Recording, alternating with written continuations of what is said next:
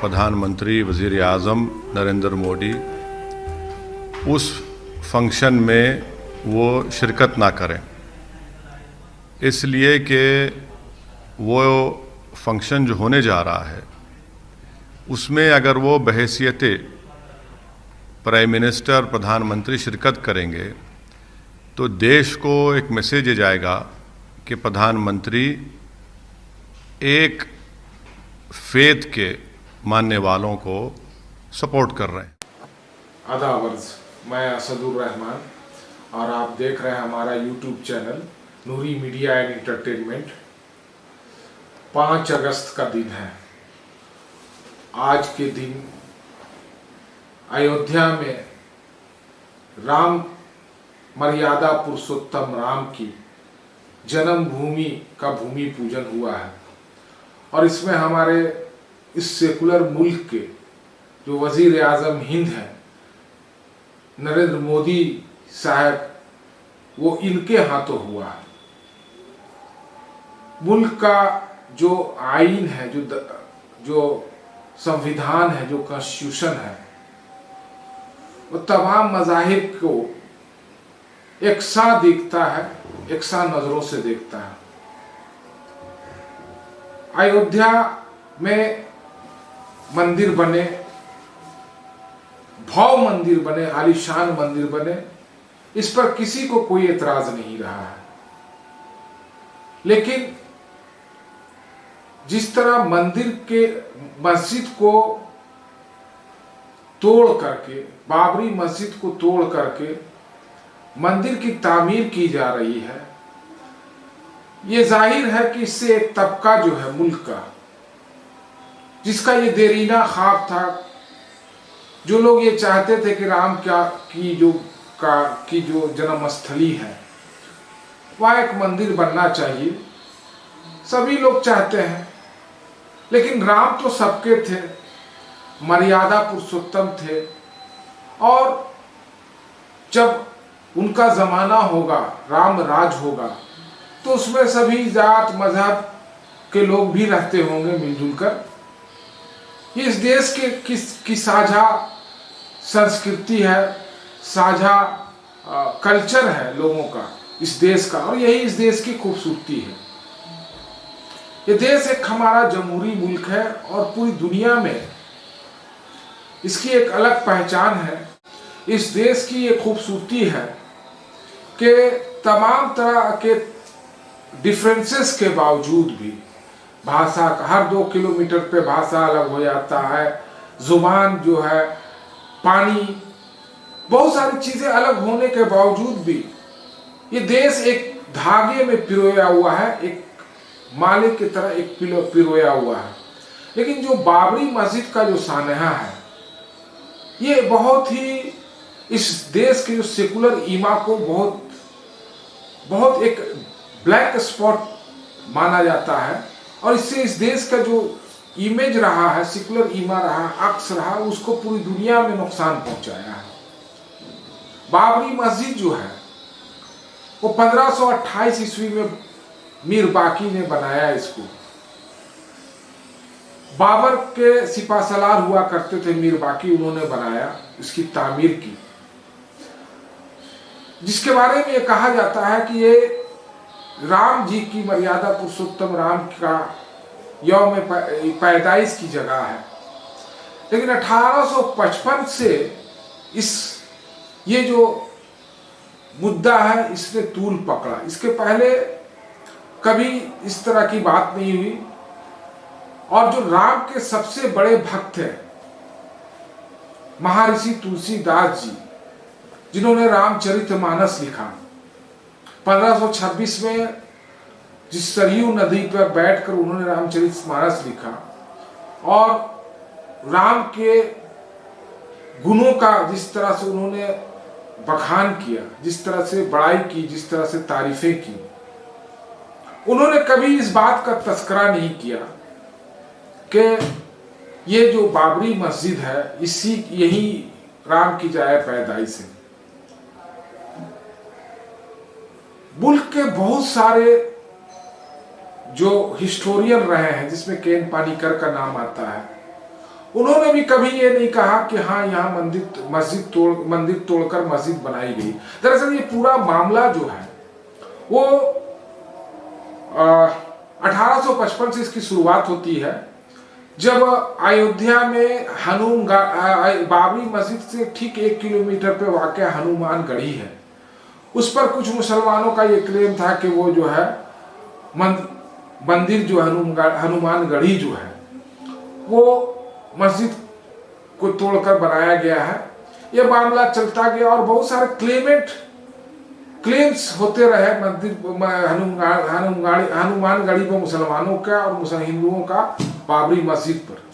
लेकिन जो बाबरी मस्जिद का जो बाहरी इलाका जो राम चबूतरा कहलाता है, वो एक्चुअली जो वहां के महंत हुआ करते थे रघुवर दास जी, उनका ये क्लेम था कि यहाँ राम का चबूतरा है और सितारों से ये बाबरी मस्जिद के बाहर का इलाका था, जिसको 19वीं शताब्दी तक जो है बहुत सारे केस मुकदमा हुआ और उसमें वो लोग अपने जो लीगल एस्पेक्ट्स है उस पर उनको कामयाबी नहीं मिली। आजादी तक तो ये मामला ठीक ठाक चलता रहा, कंट्रोवर्सी होते रहे बात आपस में जो है, लेकिन आजादी के बाद 1949 में आखिरी बार वहां 22 दिसंबर 1949 की नमाज पढ़ी गई और उसके बाद जो है मस्जिद को मैं एक मूर्ति रख दिया गया 1949 में रात में, जिसमें एक मुकदमा भी वहां के मुकामी थाना फैजाबाद जो जिला है उसमें दर्ज हुआ। उसके बाद ये जो उस वक्त पंडित जवाहरलाल नेहरू हुआ करते थे प्रधानमंत्री, उन्होंने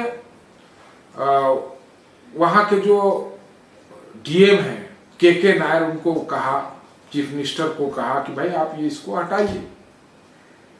तो डीएम ने कहा कि नहीं ये जो है ये लॉ एंड ऑर्डर का मामला है। और देखिए बाबरी मस्जिद जो है वो उसके जो शवाहिद है, जो प्रूफ्स हैं, वो बहुत ही स्ट्रांग है, वो अपनी जगह पर कायम है। और जितने भी हिस्टोरियन, जैसे हुआन सांग चाइनीज हिस्टोरियन हुआ करते थे 7वीं शताब्दी में, 7th सेंचुरी में, वो हिंदुस्तान और 5 पेज उन्होंने अयोध्या पे लिखा, अयोध्या के बारे में लिखा, अयोध्या से कौन कौन से।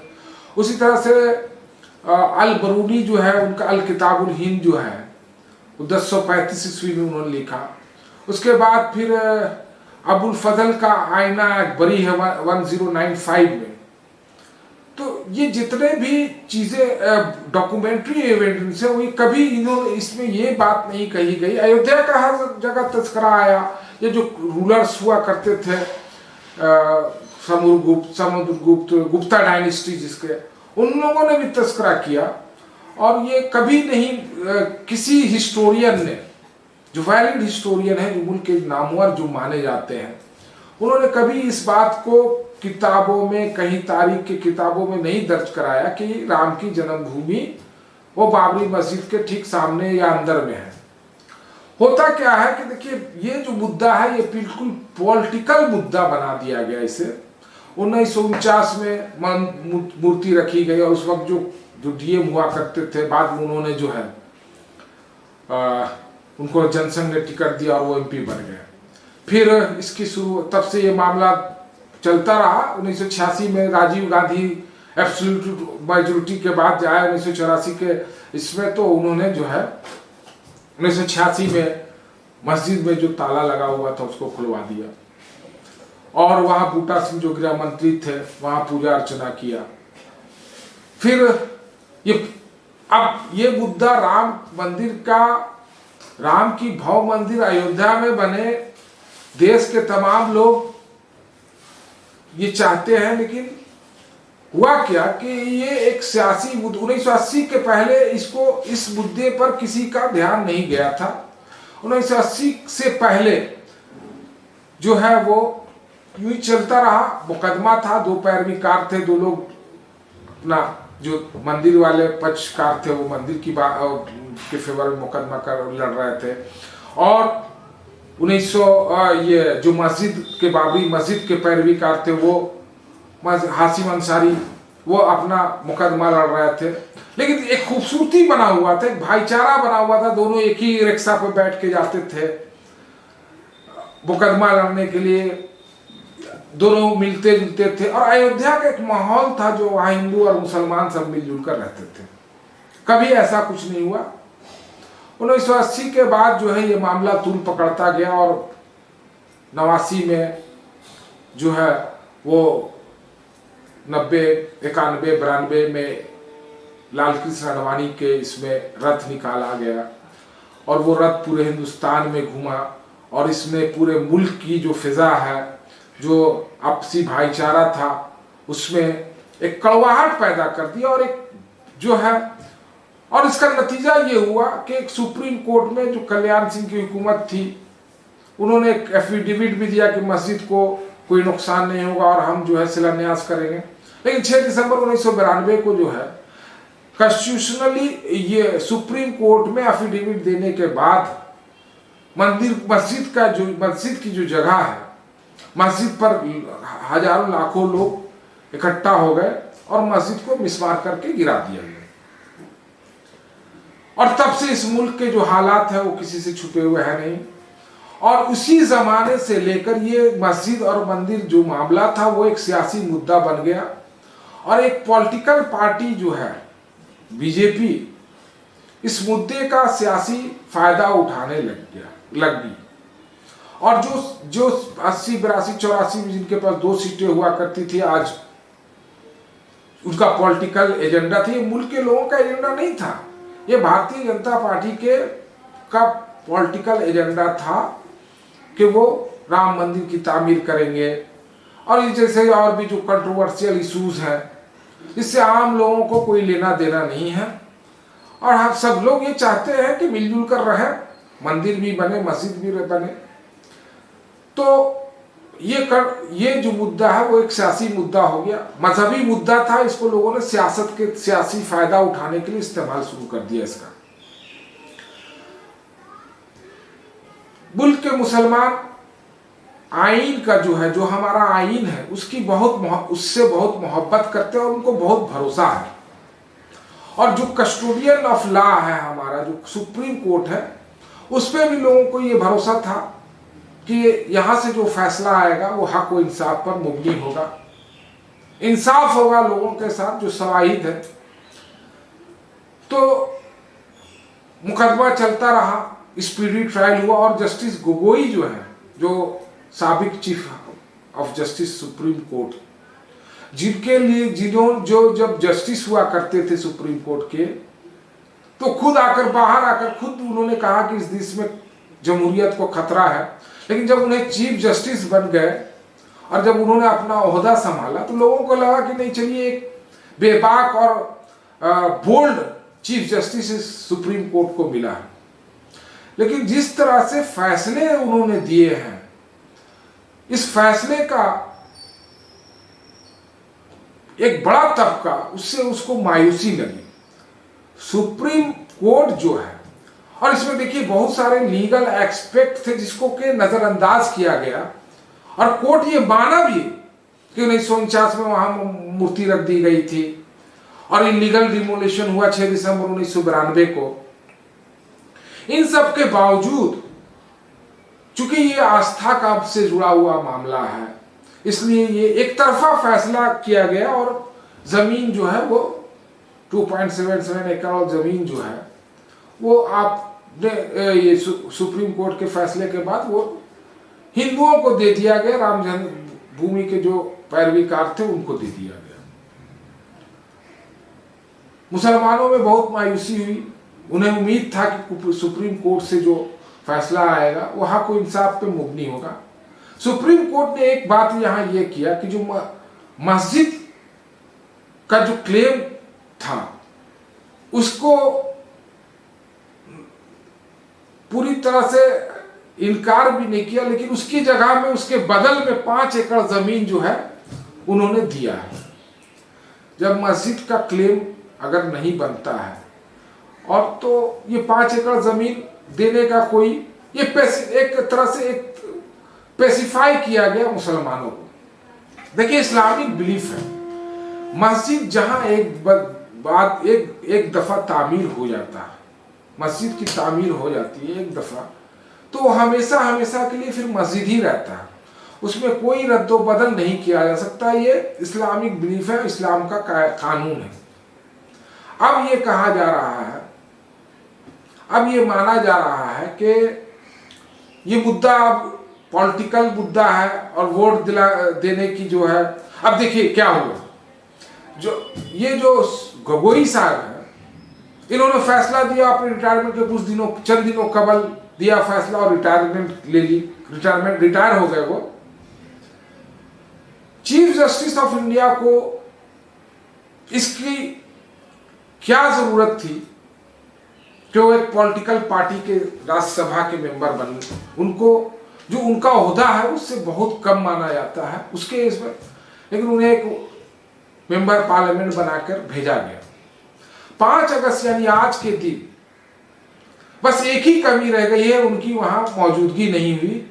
लेकिन तमाम जो चीजें हैं, जो हालात बता रहे हैं कि इस फैसले में उन्होंने पूरी तरह से इंसाफ नहीं किया, हक और इंसाफ पर मबनी ये फैसला नहीं था।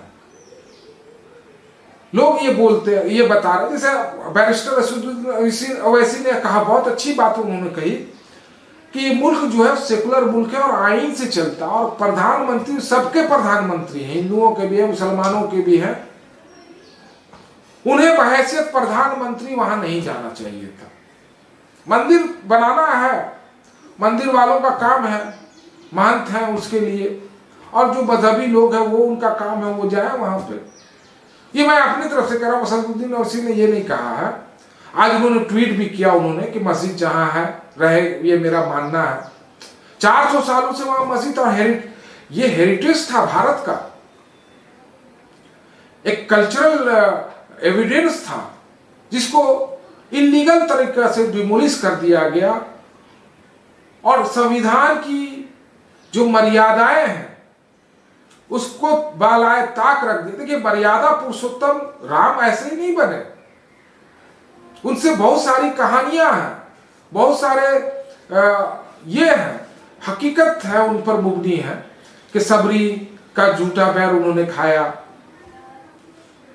कुल मिलाकर ये देखा जाए तो बाबरी मस्जिद और ये राम मंदिर का जो मसला है, मस्जिद को जिस तरह से तोड़ दिया गया और उसकी जगह मंदिर राम की मंदिर बनाई जा रही है, उससे ये कदम जो भारत के लोगों को एक मैसेज पूरी दुनिया में देना ये चाहिए था कि राम जो है वो रामायण, राम, ये सब ये जो यहाँ की कल्चरल पूंजी है, सांस्कृतिक धरोहर है, और ये पूरी दुनिया में से एक मैसेज फैलना चाहिए था। हुआ नहीं ये, इस बात का अफसोस है। आप चंद लोगों को बुलाते हैं उस फंक्शन में, हासिम अंसारी का वो बेटा इकबाल अंसारी और शरीफ चचा है। ये मुल्क 130 करोड़ लोगों का मुल्क है और कोई भी काम ऐसा हो जिससे कि 130 करोड़ लोगों की हामी शामिल हो उसमें। मैं अपने तमाम दर्शकों से, नाजरीन से ये गुजारिश करूंगा कि बाबरी मस्जिद डिमोलिशन और केसेस पे एक लाख एक्सपर्ट हैं, प्रोफेसर फैजान मुस्तफ़ा साहब, उनका एक वेब सीरीज चलता है, बड़ी अच्छा, बहुत ही अच्छा एनालिसिस उन्होंने किया है एपिसोड वाइज। इस पूरे मसले को जानने के लिए और समझने के लिए हर आदमी को उसको देखना चाहिए, और जो हिस्टोरिकल बुक है, एविडेंस है, उसको भी पढ़ना चाहिए। हम ये चाहेंगे कि जिस तरह से सदियों से ये मेरा मुल्क आबाद है, कायम और दायम है, यहाँ के लोग आपस में मिलजुल कर रहते आए हैं, हमेशा से रहते आए हैं और हमेशा रहेंगे। सियासत के लिए, सियासी फायदा के लिए कुछ लोग इस मुल्क में रहने वाले हिंदू मुसलमान के बीच में जो दरारें पैदा कर रहे हैं, उससे इस मुल्क का बहुत बड़ा नुकसान होगा। मुल्क को अभी 15 अगस्त को हम एक आज़ादी का यौम आज़ादी मनाने जाएंगे। 75 साल, 73 साल, 74 साल, 75 साल होने को है। हमें बहुत आगे जाना है, हमें हजारों साल आगे जाना है, मुल्क को तरक्की की तरफ ले जाना है, तालीम की तरफ ले जाना है।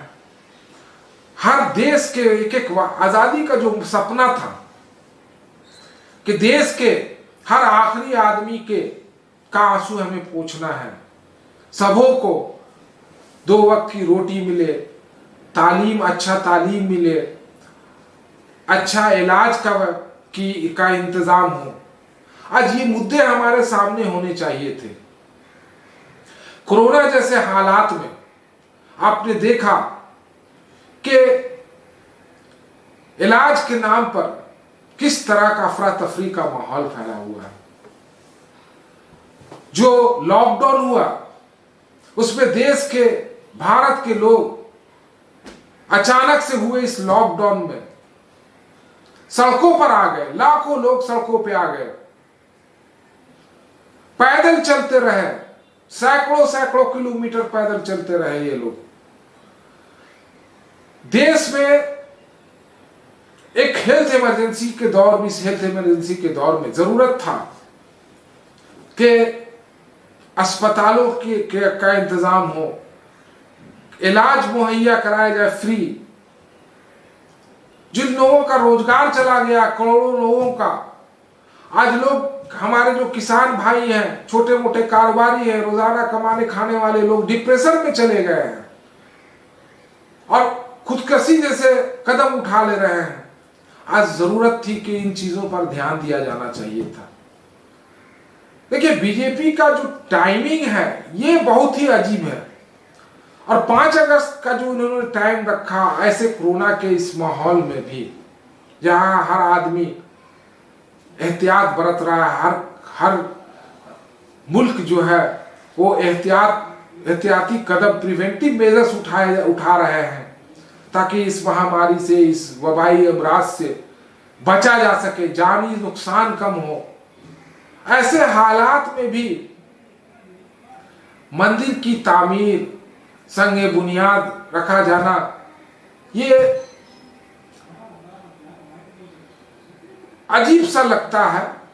कोई और वक्त होता, निकाल लिया जाता।